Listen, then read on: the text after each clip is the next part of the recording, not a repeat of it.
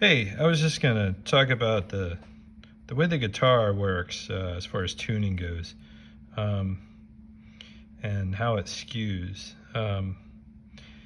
Whenever you tune your guitar, there's kind of a point where you go to the fifth fret and you put your finger here and you tune the A string, and then you go to the next string and put your finger here and you tune the D string, and then put your finger here, you tune the G string. But then you get to this one here, and you have to put your finger on the fourth fret to tune the B string, E, A, D, G, B, yeah, and then uh, and then and then the whole pattern goes back to normal, and you put your finger here on the fifth fret, and you tune the E string. Let's see, I can show you right here, kind of how that works. So probably. So yeah, E, and then you get to this fret and you're tuning the A. You get to this fret, you're tuning the D. You get to this fret, you're tuning the G. And then you got to go here for the B. And then the E to the E. So what happens is when they, the guitar came from like all these old instruments, and people played it for a long time, and they found that if they changed this relationship here, it made a few things nice. It made it a little bit easier to get your hands in positions for chords, because of this little offset kind of changed it so you can fit your fingers a little bit easier. So ergonomic reasons. But it was so close to hitting the E again, and it just made this nice relationship where the E came back around. It's a nice thing to have, so you can have some mirroring on your patterns and things like that. And so you always see wherever you always have this octave relationship between these strings. They're the same tuning, so everything that works here works there. But if you look at octaves too, there's this other one, and hopefully you guys know this one. It's power chord it's one fret over, one fret down.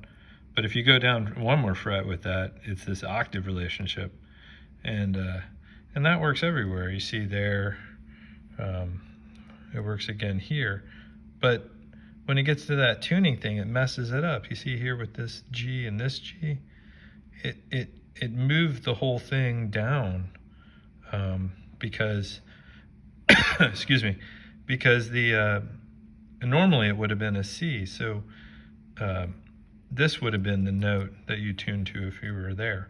So if I correct for this, let's say I had my guitar and I tuned it into perfect fourths, so that as I went down, everything worked out the same way as it does on these first four strings. So let's see. So this I have the minor pentatonic scale, but I cut it here so to simulate it. So this warp zone, instead of so I have this relationship here, the octave. If I wanted to have that again, instead of having to go that far, if I just skewed it over, you'd see that octave relationship goes there. And this is how the neck works. It skews this way. You just have to look at it this way, that there's this warp zone.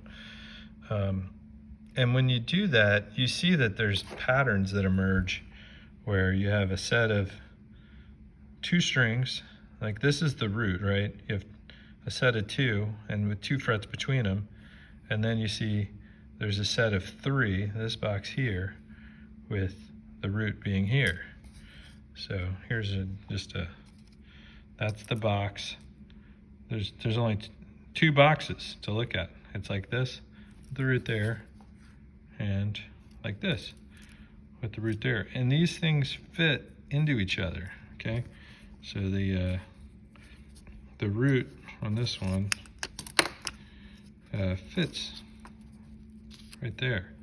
And that's how you'll see it. And when I warp the neck, when I take the warp zone out of play, you'll see it just show up like that everywhere. So now the neck runs out here, so there would normally be, well, not normally, but if it continued in fourths, there would be a block of another dots here.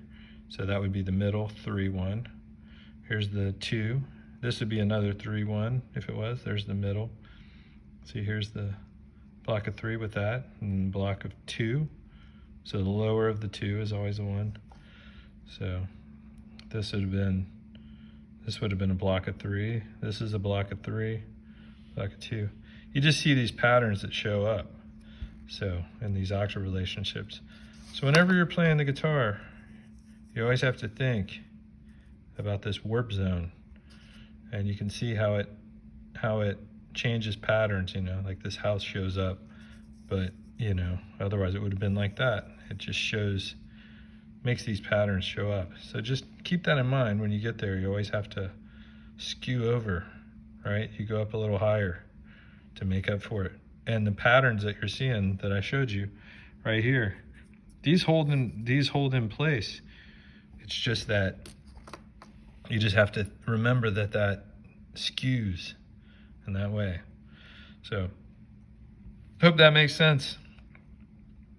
Enjoy playing, everybody.